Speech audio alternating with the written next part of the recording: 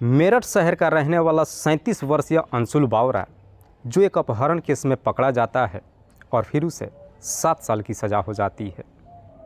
लेकिन 7 साल के बाद जब वो सज़ा काट करके जेल से बाहर आता है तो आने के बाद फिर से एक ऐसा कांड कर देता है कि जिसकी वजह से वो दोबारा हमेशा के लिए सलाखों के पीछे पहुंच जाता है। लेकिन इस बार अंशुल बावरा जब सलाखों के पीछे जाता है तो वो अकेले नहीं जाता है बल्कि अपने साथ और भी 2 लोगों को लेकर के जाता है, जिसमें से एक ऐसी महिला होती है जो लगभग 5 महीने की गर्भवती होती है। जब ये खबर सोशल मीडिया से लेकर अखबारों के माध्यम से लोगों के सामने पहुंचता है तो वाकई में इसे पढ़ने के बाद हर व्यक्ति ही सोचने और समझने पे मजबूर हो जाता है। नमस्कार, आदाब, मैं हसमुद्दीन और आप देख रहे हैं सफ़र क्राइम तक।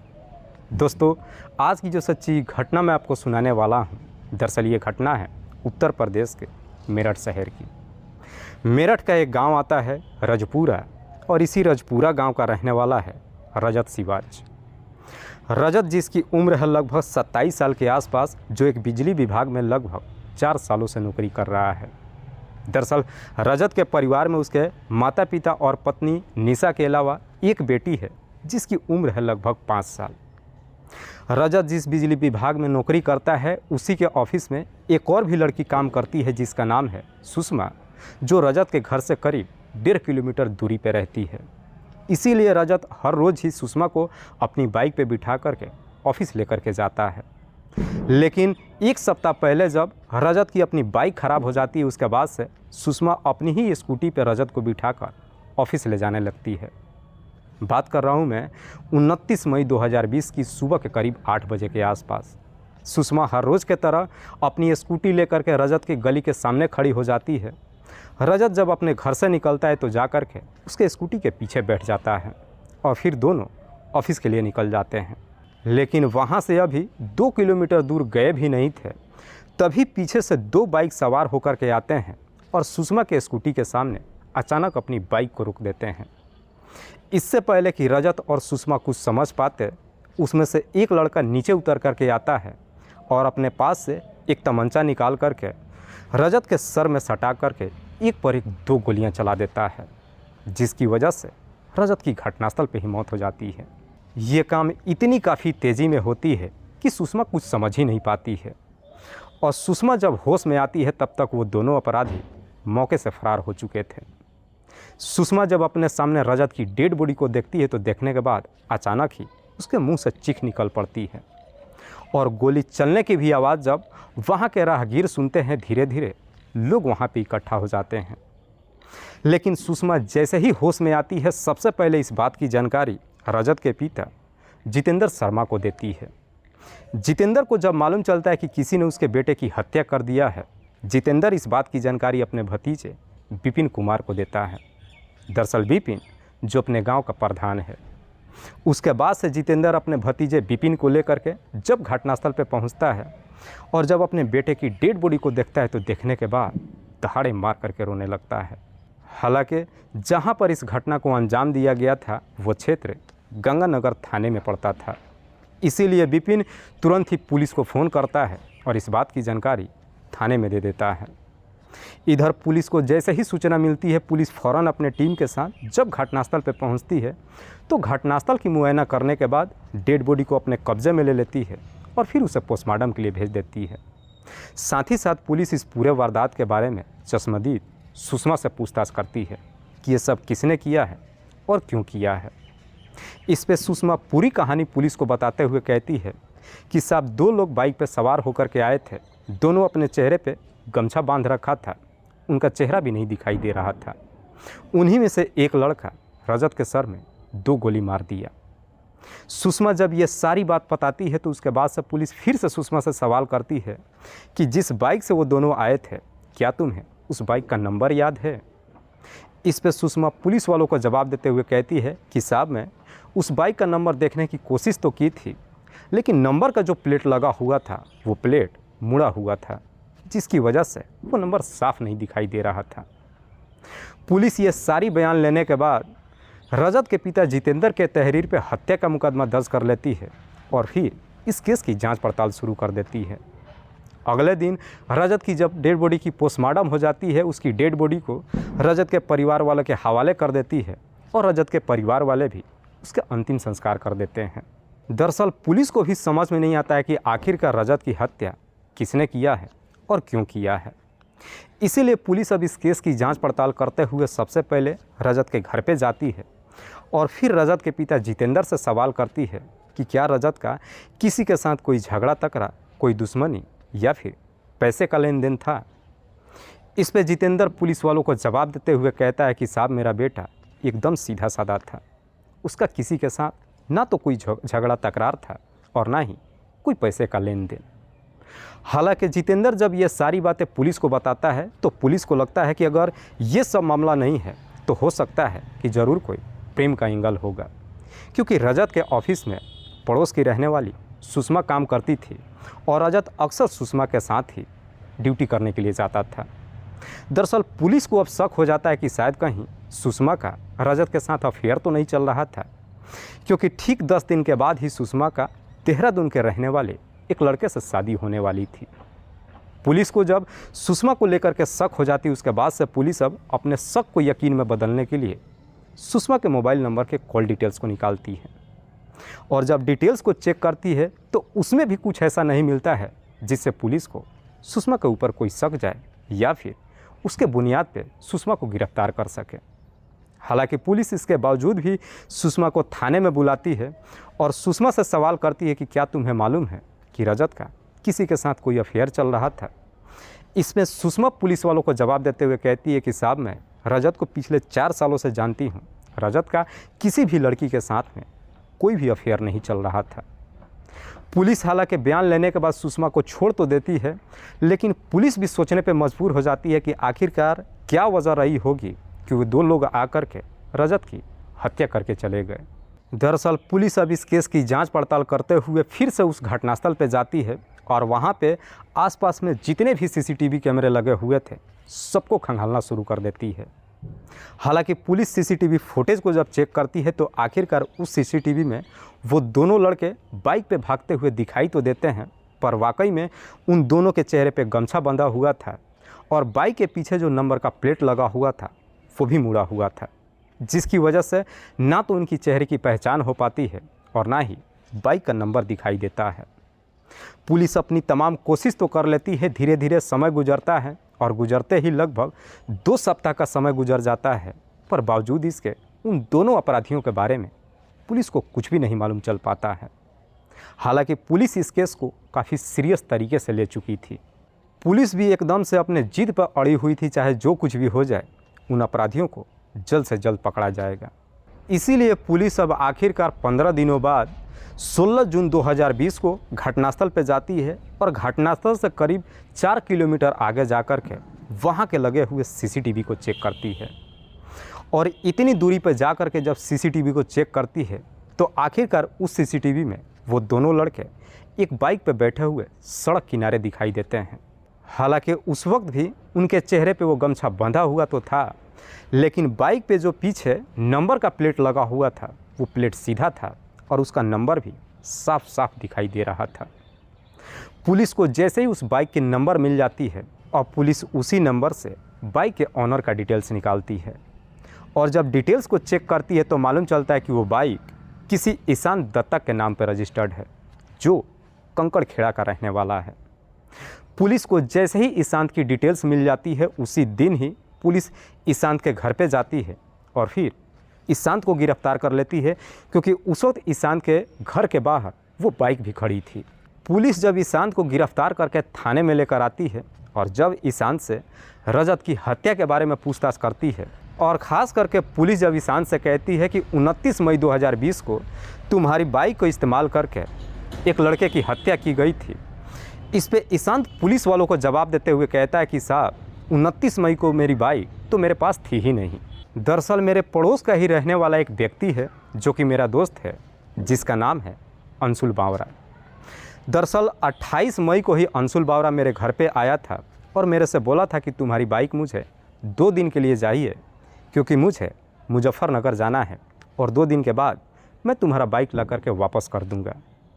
28 मई को अंशुल मेरी बाइक को लेकर के गया भी था और आखिरकार 2 दिनों के बाद वो मेरी बाइक वापस भी कर गया था। ईशान जब ये सारी बातें पुलिस को बताता है, पुलिस को उसके बातों पर यकीन नहीं होती है, लेकिन पुलिस के पास भी ईशान के खिलाफ कोई भी सबूत नहीं था। इसीलिए पुलिस ईशान को गिरफ्तार नहीं करती है, बल्कि सच्चाई पता लगाने के लिए पुलिस अब ईशान के भी मोबाइल का लोकेशन जांच करती है, खास करके उस दिन की जिस दिन रजत की हत्या की गई थी।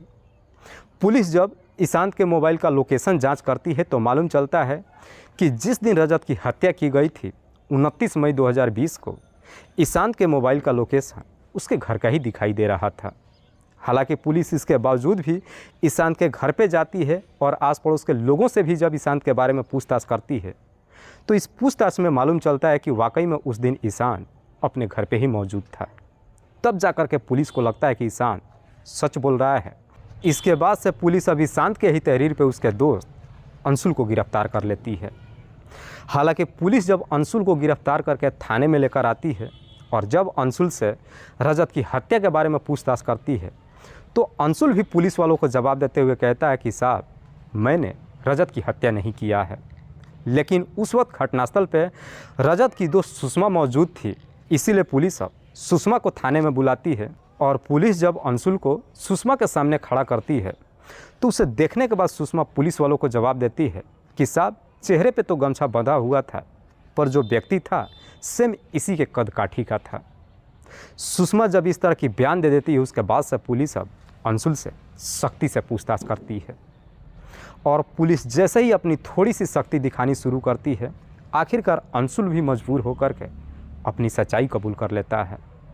लेकिन साथ ही साथ पुलिस वालों से कहता है कि साहब, रजत की हत्या किया तो मैंने है, लेकिन मैंने रजत की हत्या उसकी पत्नी निशा के कहने पे किया है।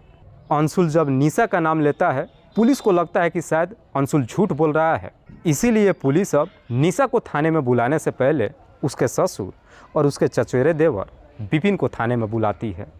और फिर अंशुल का सामना कराती है। अंशुल जब निशा के ससुर और उसके चचेरे देवर से सारी कहानी बता देता है, उसके बाद से रजत के पिता भी पुलिस को आदेश देते हुए कहते हैं कि आप लोग मेरी बहू को थाने में लाइए और फिर उससे पूछताछ कीजिए।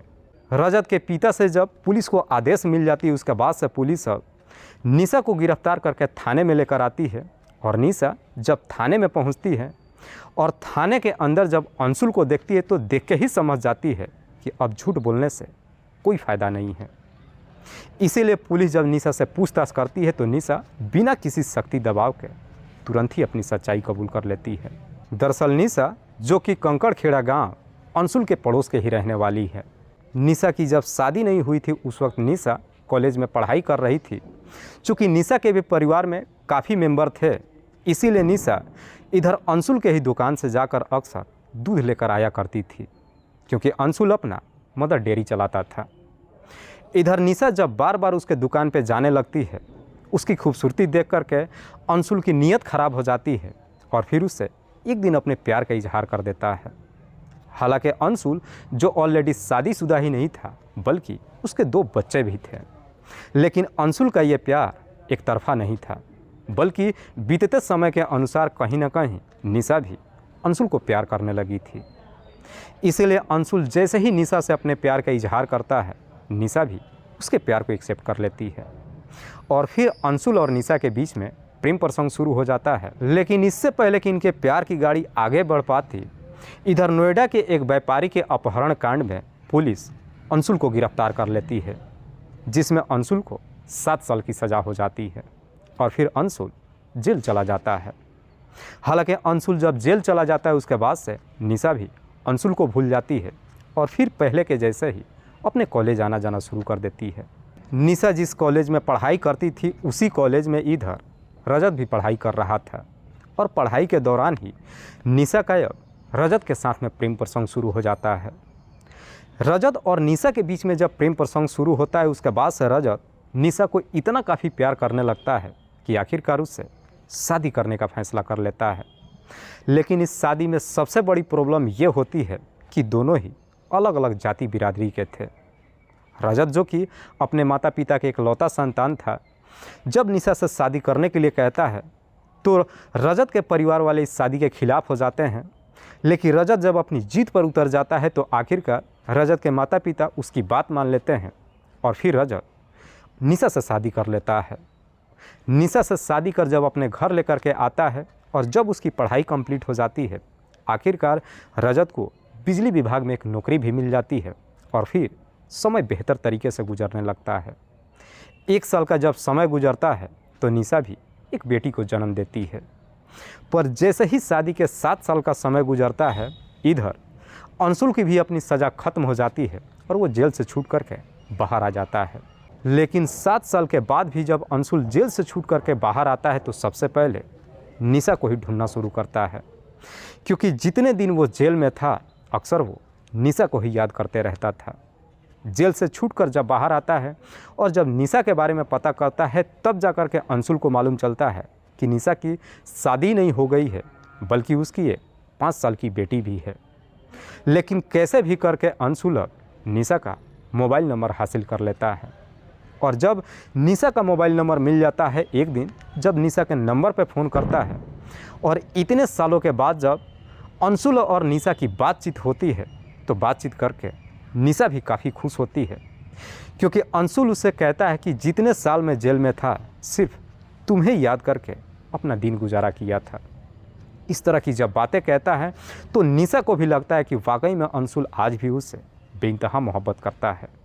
उसके बाद से निशा अब उससे वादा कर लेती है कि जब मैं मायके में आऊँगी तुमसे ज़रूर मिलूँगी, और होता भी बिल्कुल वैसे ही है। उसके बाद से निशा जब भी अपने मायके में जाती है तो जा कर के अंशुल से ज़रूर मुलाकात करती है, और जब मुलाकात का सिलसिला शुरू होता है उसके बाद से अंशुल और निशा के बीच में फिर से गहरा वाला प्रेम प्रसंग शुरू हो जाता है। लेकिन इन दोनों के बीच में जब प्रेम प्रसंग शुरू होता है, इस बात की जानकारी निशा के पति रजत को कभी नहीं मालूम चलता है और यह सिलसिला लगभग 3 साल तक चलता है। लेकिन 3 साल के बाद निशा और अंशुल दोनों एक दूसरे के इतने करीब आ जाते हैं कि आखिरकार निशा फिर से अंशुल से शादी करने का फैसला कर लेती है। लेकिन रजत के रहते हुए ये संभव नहीं था,